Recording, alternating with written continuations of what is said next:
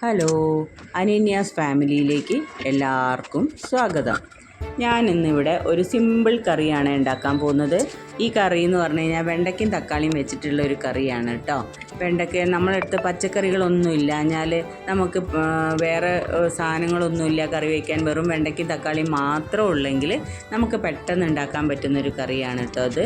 അപ്പോൾ എൻ്റെ അടുത്തുണ്ടായിരുന്നു ഒരു 5-6 വെണ്ടയ്ക്ക ഉണ്ടായിരുന്നു, ഒരു തക്കാളി ഉണ്ടായിരുന്നു. അപ്പോൾ ആ തക്കാളിയും വെണ്ടയ്ക്കും ഞാൻ ചെറുതായിട്ട് അരിഞ്ഞു വെച്ചതിന് ശേഷം ഞാൻ അതിലേക്ക് 1 സ്പൂൺ മുളക് പൊടിയും 1/4 ടീസ്പൂൺ മല്ലിപ്പൊടിയും പിന്നെ ഒരു 1/4 ടീസ്പൂൺ മഞ്ഞൾപ്പൊടിയും 1 സ്പൂൺ ഉപ്പും പിന്നെ അതിലേക്ക് വേണ്ട മെയിൻ സാധനം എന്ന് പറഞ്ഞു കഴിഞ്ഞാൽ പുളിയാണ് കേട്ടോ.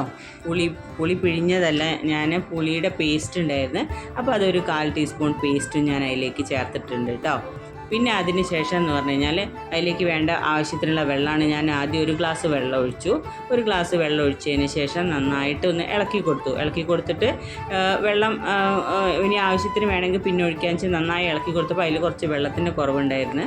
അതായത് പിന്നെ വെണ്ടയ്ക്ക ഞാൻ എപ്പോഴും ഇവിടെ പറയാറുണ്ട്, ഇവിടുത്തെ വെണ്ടയ്ക്ക എന്ന് പറഞ്ഞു കഴിഞ്ഞാൽ വെണ്ടയ്ക്കല്ല, തക്കാളി എന്ന് പറഞ്ഞാൽ വലിയ തക്കാളി കേട്ടോ. അപ്പോൾ ആ തക്കാളിക്ക് ഭയങ്കര വേവാണ്, നമ്മുടെ നാട്ടിലെ തക്കാളികൾ പോലെയല്ല. അപ്പോൾ ഞാൻ കുറച്ചും കൂടെ ഒരു 3/4 ഗ്ലാസും കൂടെ, അത് തിളയ്ക്കണമല്ലോ, തിളച്ച് ഒന്ന് വേവേണ്ടതല്ലേ, അപ്പോൾ ഞാൻ 3/4 ഗ്ലാസും കൂടെ വെള്ളം ചേർത്തിട്ടുണ്ടായിരുന്നു കേട്ടോ. പിന്നെ ഞാൻ സ്റ്റൗവ് കത്തിച്ചിട്ട് ഒന്ന് ഞാൻ ചുറ്റിച്ച് ചട്ടിയിൽ തന്നെയല്ലേ, ചട്ടി ഒന്ന് ചുറ്റി കൊടുത്തിട്ട് ഗ്യാസിലേക്ക് വെച്ചു കേട്ടോ.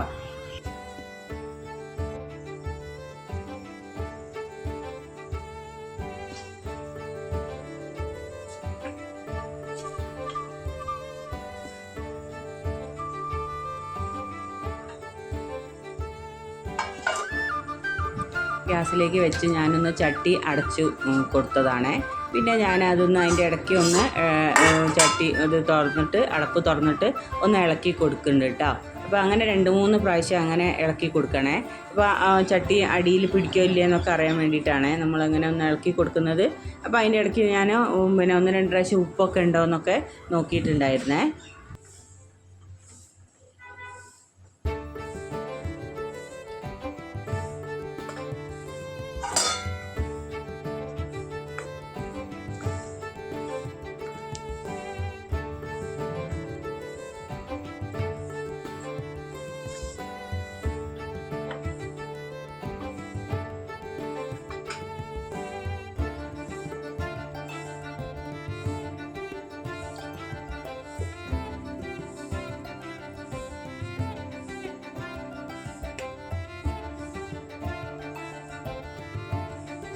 അപ്പോൾ ഞാൻ അങ്ങനെ ഉപ്പ് നോക്കിയതിന് ശേഷം അപ്പോൾ കുറച്ച് പുളിയുടെ ഒരു കുറവുണ്ടായിരുന്നു കേട്ടോ. അപ്പോൾ ആ പേസ്റ്റ് ഞാൻ കുറച്ചും കൂടെ പുളിയുടെ പേസ്റ്റ് ചേർത്തിട്ടുണ്ടായിരുന്നു കേട്ടോ. കാരണം ഒന്ന് ഇളക്കി നോക്കിയപ്പോൾ ഒരു തക്കാളിയല്ലേ ഉള്ളൂ, അപ്പോൾ തക്കാളീൻ്റെ പുളിയും നേരത്തെ ചേർത്ത പുളിയൊക്കെ കൂടെ ഒന്ന് അതിൽ മിക്സായി വരണമല്ലോ. അപ്പം പുളി കുറവായിട്ട് തോന്നി. കുറച്ച് പുളി ഇങ്ങനെ മുന്നോട്ട് ആ കറിയിൽ നിൽക്കുമ്പോഴാണ് ആ കറിക്ക് കുറച്ചുകൂടെ ടേസ്റ്റ് ഉണ്ടാവുക കേട്ടോ. എന്നിട്ട് ഞാൻ കുറച്ചും കൂടെ പുളിയൊക്കെ ചേർത്തിട്ട് പിന്നെ ഞാൻ രണ്ടാമതും അത് ഇളക്കി കൊടുത്തതിന് ശേഷം അടച്ചു വെച്ചു കേട്ടോ. പിന്നെ ഞാനത് കുറച്ച് കഴിഞ്ഞപ്പം പിന്നെ ഞാൻ തുറന്ന് നോക്കിയപ്പം കറിയുടെ വെള്ളമൊക്കെ വറ്റി പാകത്തിന് വെള്ളമായിട്ടും ഉണ്ടായിരുന്നുള്ളേ.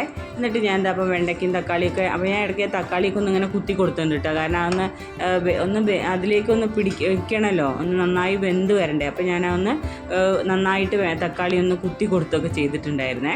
അങ്ങനെ എന്താ തക്കാളി വെണ്ടയ്ക്കൊക്കെ നന്നായിട്ട് പാകത്തിന് വെന്തിട്ടുണ്ട്. അപ്പോൾ ഞാൻ ചട്ടി ഒന്ന് മാറ്റി താഴേക്ക് വെച്ചിട്ട് കുറച്ച് കഴിഞ്ഞപ്പോൾ ഞാൻ മാറ്റി വെച്ചു. പിന്നെ ഞാൻ ചെറിയ ഉള്ളി അരിഞ്ഞ് വെച്ചിട്ടുണ്ടായിരുന്നേ.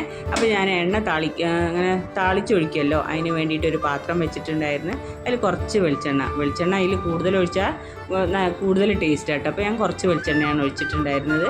എന്നിട്ട് നമ്മൾ എന്നിട്ട് കടുകാണ് പൊട്ടിക്കേണ്ടത്. കടുക് പൊട്ടിച്ചതിന് ശേഷം ഞാൻ നമ്മുടെ കുഞ്ഞുള്ളി ഉണ്ടല്ലോ, ചെറിയ ഉള്ളി, അത് അരിഞ്ഞത് അതിലേക്ക് ചേർത്തു കേട്ടോ. എന്നിട്ട് നന്നായിട്ട് എന്താ പറയുക, ബ്രൗൺ കളറാകുന്ന വരെ നന്നായിട്ട് വഴറ്റി കൊടുത്തിട്ട് നല്ല ബ്രൗൺ കളറാകുമ്പം നല്ല സ്മെല്ലാണല്ലോ ചെറിയ ഉള്ളി. എൻ്റെ അടുത്ത് കുറച്ചുണ്ടായുള്ളൂ, അതുകൊണ്ട് ഞാൻ കുറച്ച് ചേർത്ത്. നല്ലോണം ഒരുപാട് നമ്മുടെ അടുത്തുണ്ടെങ്കിൽ കൂടുതൽ നമ്മൾ ചേർക്കണതിന് കുഴപ്പമില്ല കേട്ടോ. അപ്പം നല്ല ടേസ്റ്റ് ആയിരിക്കും. എന്നിട്ട് ചെറിയ ഉള്ളി നന്നായി ബ്രൗൺ നിറായതിന് ശേഷം ഞാൻ കറിയിലേക്ക് താളിച്ച് ഒഴിക്കുകയാണ് ഉണ്ടായത് കേട്ടോ. പിന്നെ അതിനോടൊപ്പം തന്നെ ഞാൻ പയർ ആയിരുന്നു ഉച്ചയ്ക്ക് ചോറിന് ഉപ്പേരി ഉണ്ടായിരുന്നത്. അപ്പോൾ അപ്പോൾ ഞാനത് ആ ഉപ്പേരിയും കൂടെ അതിൻ്റെ ഇടയിൽ വെളിച്ചെണ്ണ ഞാൻ താളിച്ച് എന്താ പറയുക ഒഴിച്ചിട്ടുണ്ടായില്ല കേട്ടോ. അങ്ങനെ നമ്മൾ ഉപ്പേരി വെക്കുമ്പം വെളിച്ചെണ്ണ മേലെ ഒന്ന് തൂമ്പിച്ച് കൊടുക്കുമല്ലോ. അപ്പോൾ ഞാൻ ഇത് താളിച്ച് ഒഴിച്ചതിന് ശേഷം പയറിൻ്റെ ചട്ടിയിൽ കുറച്ച് വെളിച്ചെണ്ണയും കൂടെ ഒഴിച്ചിട്ട് നന്നായിട്ട് ഇളക്കി കൊടുത്തിട്ടുണ്ടായിരുന്നു കേട്ടോ. അപ്പോൾ ഇതൊക്കെ ആയിരുന്നു ഇന്ന്. അതിൻ്റെ കൂടെ ചോറിന് ഇന്നത്തെ ഉച്ചയ്ക്കുള്ള ഉണ്ടാക്കിയ ചോറിൻ്റെ കറിയും പിന്നെ ഉപ്പേരിയായിരുന്നു കേട്ടോ. അത് പയറിൻ്റെ ഉപ്പേരിയും വെണ്ടയ്ക്കയും തക്കാളിയും കൂടിയുള്ള പെട്ടെന്ന് ഉണ്ടാക്കാൻ പറ്റിയ കറിയുമാണ്. അപ്പോൾ എല്ലാവരും ഒന്ന് ട്രൈ ചെയ്ത് നോക്കണേ. അപ്പോൾ ഇത്രയ്ക്കുള്ളൂ ഈ വീഡിയോ കേട്ടോ. Thank you.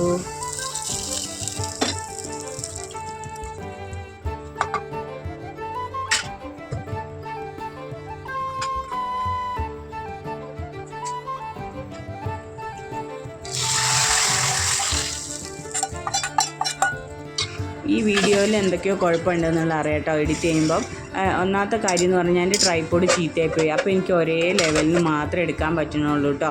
അപ്പോൾ അതുകൊണ്ടാണ് ഞാനിങ്ങനെ വീഡിയോ എടുത്തത്.